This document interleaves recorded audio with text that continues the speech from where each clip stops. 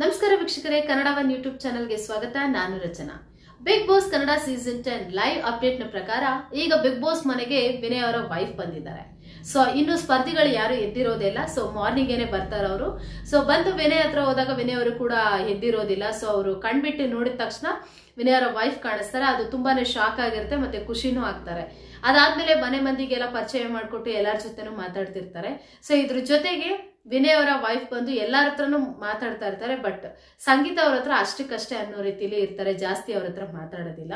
ಮತ್ತೆ ಇದಾದ್ಮೇಲೆ big boss Vinay ಅವ್ರಿಗೆ ಇನ್ನೊಂದು ಶಾಕ್ ನ ಕೊಡ್ತಾರೆ. ಶಾಕ್ ಅನ್ನೋದಕ್ಕಿಂತ ಸರ್ಪ್ರೈಸ್ ಅಂತ ಹೇಳ್ಬೋದು. ಅದೇನಪ್ಪಾ ಅಂತಂದ್ರೆ ಅವರ ಮಗ ಕೂಡ ಬಿಗ್ ಬಾಸ್ ಮನೆಗೆ ಬರ್ತಾರೆ.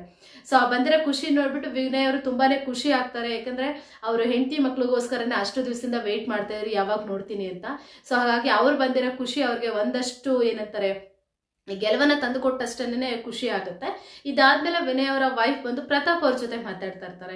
ಮನೆಯವ್ರ ಮಂದಿ ಎಲ್ಲರಿಗಿಂತ ಸ್ವಲ್ಪ ಪ್ರತಾಪ್ ಅವ್ರ ಜೊತೆ ಜಾಸ್ತಿ ಮಾತಾಡ್ತಾ ಇರ್ತಾರೆ. ಯಾಕೆ ಒಬ್ಬನೇ ಕೂತಿರ್ತೀಯ ನೀನು, ಎಲ್ಲರ ಜೊತೆ ಮಾತಾಡು ಹಾಗೆ ಅಂತ ಸಜೆಷನ್ ಕೊಡ್ತಾ ಇರ್ತಾರೆ. ಸೊ ಪ್ರತಾಪ್ ಅವರು ಅಷ್ಟೇ ಅವ್ರ ಜೊತೆ ತುಂಬಾ ಚೆನ್ನಾಗಿ ಮಾತಾಡ್ತಾ ಇರ್ತಾರೆ. ಇದಾದ್ಮೇಲೆ ನಿನ್ನೆ ಸಂಚಿಕೆಯಲ್ಲಿ ಸಂಗೀತ ಅವರ ಮನೆಯವರು ಎಲ್ಲ ಫ್ಯಾಮಿಲಿ ಎಲ್ಲ ಬಂದಿದ್ರು. ಕ್ಯಾಪ್ಟನ್ಸಿ ಅಂತ ಬಂದಾಗ ಸಂಗೀತ ಅವರ ಮನೆಯವರು ಪ್ರತಾಪ್ ಅವ್ರನ್ನ ಕ್ಯಾಪ್ಟನ್ಸಿ ಟಾಸ್ಕ್ಗೆ ಸೆಲೆಕ್ಟ್ ಮಾಡ್ತಾರೆ.